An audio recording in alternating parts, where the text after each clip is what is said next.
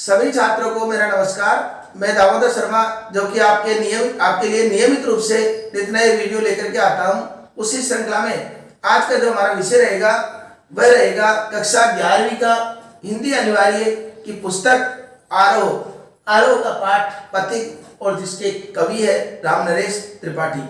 इसके अंतर्गत हमने पिछली कक्षा में राम नरेश त्रिपाठी जी के जीवन के परिचय को जाना कि किस प्रकार राम नरेश त्रिपाठी हिंदी साहित्य के महानतम कवियों में गिने जाते हैं, उन सब की चर्चा हमने की। इसके अलावा वह जो संसार एक पथिक राम नरेश त्रिपाठी में एक पथिक जो संसार से विरक्त होकर के प्रकृति की गोद में जाता है और प्रकृति की गोद में ही वो ये मानता है कि मुझे यहाँ शांति मिलेगी। तो वह प्रकृति में क्या क्या दृश्य देखते हैं उन सब का वर्णन हम पढ़ रहे थे। उसी श्रृंखला में हमने प्रथम पद्यांश में प्रकृति के सौंदर्य का वर्णन पढ़ा। आज हम दूसरे पद्यांश में क्या प्रकृति का वर्णन किया गया है उसके बारे में जानते हैं। रत्नाकर गर्जन करता है। कवि देखते हैं कि उस प्राकृतिक सुरम्य वातावरण में रत्नाकर का मतलब है समुद्र। समुद्र गर्जना करता हुआ प्रतीत हो रहा है।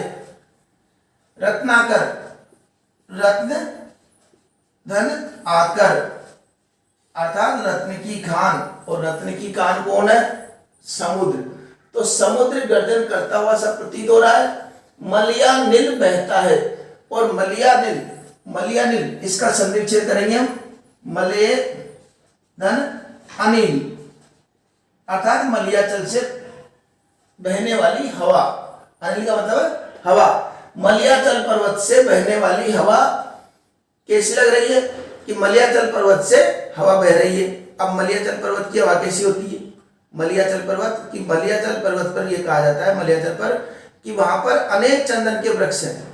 इसलिए चंदन के वृक्ष होने के कारण वहां से जो हवा बहती है, जो हवा टकरा करके आती है, वह काफी सुगंधित प्रतीत होती है। तो क्या बताया कि रत्नाकर गर्जन कर रहा है तथा मलियाचल पर्वत से निकलकर आने वाली हवा बह रही है।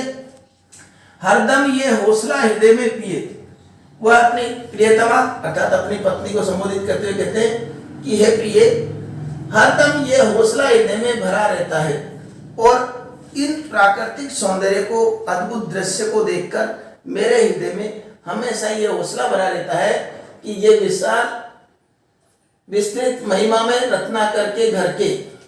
अब रत्नाकर अर्थात समुद्र की क्या क्या विशेषता बताइए? ये विशाल है, विस्तृत है, महिमा से युक्त है, रत्नों की खान है, के घर के कोने कोने में लहरों पर बैठ फिरू पर कि मेरे हृदय में एक ही विचार चलता है। क्या कह रहे हैं कि हरदम यह हौसला हृदय में प्रिय भरा रहता है। हे प्रिय, मेरे हृदय में हमेशा ये हौसला भरा रहता है, उमंग भरी रहती है, उत्साह भरा रहता है कि यह विशाल विस्तृत और महिमा से युक्त ये रत्नाकर के घर के, रत्नाकर मतलब समुद्र के घर के कोने कोने में बैठ करके, उनकी लहरों पर बैठ करके फिरूं जी भर के, मैं जी भर के घूमूं। मेरा सौभाग्य हो, मेरी इच्छा है, क्योंकि यहां पर इसकी लहरों में बैठ करके, कोने कोने में बैठ करके मैं जी भर के फिरूं घूमूं, ये मेरी इच्छा है, क्योंकि मुझे वहां आनंद की अनुभूति होती है। और वहां जब बैठता हूं तो मेरा हृदय हौसलों से भर जाता है, उत्साह से भर जाता है। इसलिए हे प्रिय, मेरी ये इच्छा है।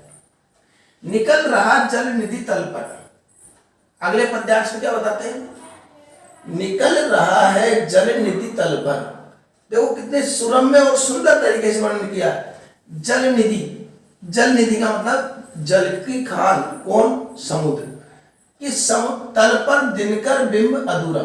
कि दृश्य कुछ ऐसा लग रहा है कि ये समुद्र जल निधि, और इस पर से ये जो सूर्य है ये अधूरा सा निकलता हुआ प्रतीत हो रहा है। दिनकर का मतलब सूर्य, बिंब का मतलब उसका बिंब, अधूरा सूर्य निकलता हुआ प्रतीत हो रहा है। कहां से? जल निधि के तल पर। जल के तल से, उस समुद्र के तल से ये सूर्य अधूरा सा निकलता हुआ प्रतीत हो रहा है। और ऐसा लगता है मानो कमला के कंचन मंदिर का, मानो, मानो शब्द है, मानो मतलब उत्प्रेक्ष अलंकार आ गया यहाँ पर। कौन सा अलंकार है? उत्प्रेक्ष। तो ऐसा लगता है मानो कमला के कंचन की, कमला अर्थात लक्ष्मी, कमला से तात्पर्य क्या है? लक्ष्मी, कि लक्ष्मी के कंचन मंदिर, कंचन मंदिर का मतलब सोने के मंदिर, कि लक्ष्मी के सोने के मंदिर का मानो कांत कंगूरा। ऐसा लग रहा है मानो लक्ष्मी के स्वर्ण मंदिर का, कांत का मतलब सुंदर, कंगूरा हो, लक्ष्मी के स्वर्ण मंदिर का सुंदर कंगूरा हो, कांत का मतलब सुंदर, सुंदर कंगूरा हो, लाने को निज पुण्य भूमि पर। और इतना अद्भुत दृश्य है कि उसको अपनी पुण्य भूमि पर लाने के लिए, पर लक्ष्मी की अवसारी, अपने पुण्य भूमि पर लाने के लिए लक्ष्मी की असवारी, इस लक्ष्मी की सवारी को अपने पुण्य भूमि पर लाने के लिए रत्नाकर ने क्या कर दिया? रत्नाकर ने निर्मित कर दी स्वर्ण सड़क अति प्यारी। रत्नाकर अर्थात समुद्र, समुद्र ने अत्यधिक सुंदर सड़क का निर्माण कर दिया। उस रत्नाकर ने जैसे अत्यधिक सुंदर सड़क का निर्माण कर दिया। अब ये सड़क का, अब देखिए ये सड़क का निर्माण कैसे हुआ है वो बताता हूं। कि देखो सूर्य को कैसे रंग का? लाल रंग का, स्वर्णिम रंग का, स्वर्णिम रंग का हो गया। अब सूर्य की जब अधूरी किरणें पड़ेगी किस पर? समुद्र पर।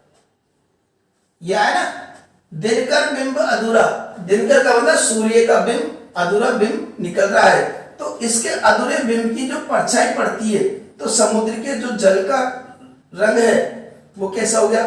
स्वर्णिम, सोने के समान।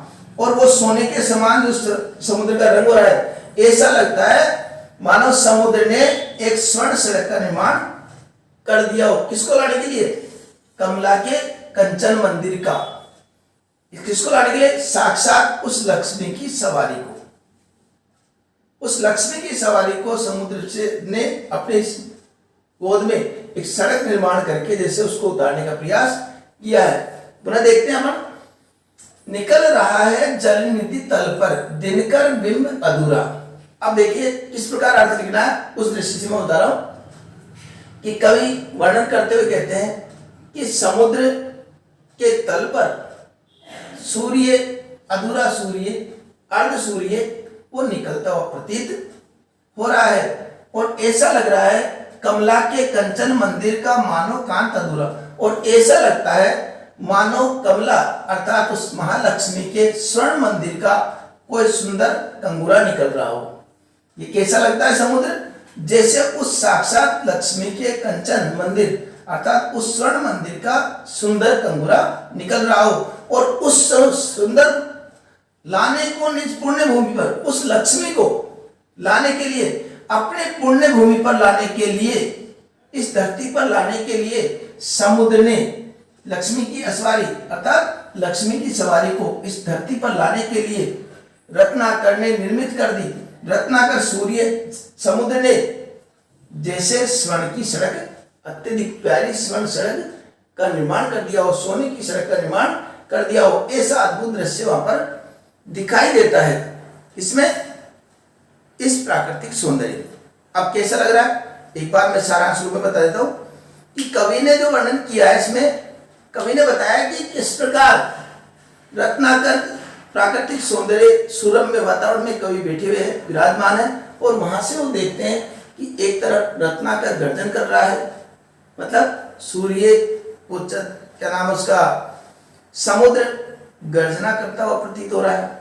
गर्जना किससे? लहरों के माध्यम से गर्जन करता हुआ प्रतीत हो रहा है। मलयानिल बहता है और दूसरी तरफ मलयाचल से टकराकर आने वाली जो सुगंधित हवा वो बह रही है मंद मंद गति से। हरदम ये हौसला हृदय में प्रिय कि हे प्रिय, ये हमेशा अपने हृदय में हरदम हौसला बढ़ाती है मेरा।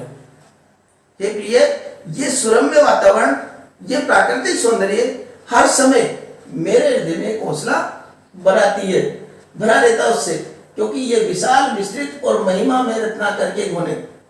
और ऐसा लगता है, ऐसा मुझे इच्छा होती है कि मैं इस विशाल और विस्तृत और महिमा से युक्त रत्नाकर के घर के कोने कोने में लहरों पर बैठ बैठ करके जी भर के घूमूं, ऐसी मेरी इच्छा है, क्योंकि ऐसा करने से मेरे हृदय में एक हौसला प्रकट होता है, एक उत्साह जगता है, इसलिए मेरी ये इच्छा है। अगले में जो बताया कि किस प्रकार सूर्य समुद्र के मध्य से निकलता है और अधूरा सूर्य आपने देखा होगा कि कई बार सूर्य जब प्रकट होता है एकदम तो पूरा प्रकट होता नहीं है, कहीं पर पर्वतों की चोटियों से, समुद्र से, इनसे अधूरा निकलता हुआ सूर्य हमको दिखाई देता है और इतना सुरम्य वातावरण होता है वो अधूरा सूर्य। उस सूर्य को जो ही वो आता है तो ऐसा लगता है जैसे कमला लक्ष्मी के स्वर्ण मंदिर का एक सुंदर कंगूरा हो और उस समुद्र को देखकर ऐसा लगता है जैसे उस लक्ष्मी के सवारी को इस पुण्य भूमि पर लाने के लिए साक्षात समुद्र देवता ने उसके लिए सोने की सड़क का निर्माण कर दिया हो। सोने की सड़क अत्यधिक प्यारी, अत्यधिक सुंदर और प्यारी सोने की सड़क का निर्माण कर दिया हो, ऐसा सुंदर दृश्य वहां पर दिखाई दे रहा है। अब आपको पता लग गया होगा कि कवि ने प्राकृतिक सौंदर्य का कितना अद्भुत और कितना आकर्षक और कितना सुरम्य वर्णन किया है, यह हमको भली प्रकार से समझ में आ गया होगा। ये तो व्याख्या रही। प्रश्नोत्तर जो इसके बनते हैं वो डिस्क्रिप्शन में आपको मिल ही जाते हैं। और एक बात और है कि अगर आपको कई बार ऐसा लगता हो कि कहाँ पर पाठ मिलेंगे, कैसे मिलेंगे, हम संपूर्ण पाठों का एक साथ अध्ययन करना चाहते हैं तो प्लेलिस्ट में चल जाइएगा। प्लेलिस्ट में जाने के बाद में वहां पर मैंने पूर्ण रूप से सभी कक्षाओं के पाठ व्यवस्थित रूप से एक जगह कर रखे हैं। कक्षा अनुसार अपने पाठों को देखिए और अध्ययन कीजिए। अब देखिए, अब हमको व्याख्या लिखनी है। इसकी व्याख्या कैसे लिखेंगे वो देखते हैं हम। व्याख्या लिखने के लिए हमने पहले भी बताया था, फिर भी अभ्यास बना रहे इसलिए एक बार और सुन लीजिए। व्याख्या लिखने के लिए सर्वप्रथम प्रसंग लिखते हैं, फिर प्रस्तुत, पद्यांश, हमारी पाठ्य पुस्तक, आरोह के अंतर्गत राम नरेश त्रिपाठी द्वारा रचित खंड काव्य पथिक से अवतरित है। इसमें कवि ने रत्नाकर की शोभा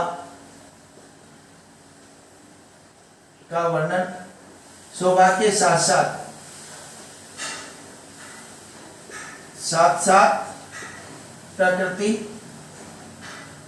के सौंदर्य का वर्णन किया है। ये तो हो गया इसका प्रसंग। व्याख्या अभी हमने बताई थी, उस आधार पर हमको व्याख्या करनी है। विशेष की रही बात तो विशेष हमने पहले भी देखे थे, इस पाठ के लगभग विशेष समान ही चल रहे हैं। तो उसके अंतर्गत पहला खड़ी बोली हिंदी का प्रयोग, एक विशेष ही हो गया। दूसरा विशेष मैं इधर लिख देता हूं। दूसरा विशेष है यहां पर छायावादी शैली, ठीक है। अब इसके पश्चात ये खड़ी बोली हिंदी की जगह आप भाषा सरल, सुबोध और सहज भी लिख सकते हैं। इसके अलावा यहां पर मानव कांत अधूरा, यहां पर कौन सा अलंकार आ गया? उत्प्रेक्षा अलंकार का प्रयोग। इस प्रकार हमको ये विशेष लिख देना है, ठीक है। अब इसको आप भली प्रकार से समझ गए होंगे, ऐसे मुझे विश्वास है। फिर भी कोई परेशानी है तो कमेंट बॉक्स में जाकर के आप पूछ सकते हैं। मैं निश्चित रूप से सभी का समाधान करने का प्रयास करता हूँ। अगले वीडियो में हमारी पुनः मुलाकात होगी। तब तक के लिए धन्यवाद।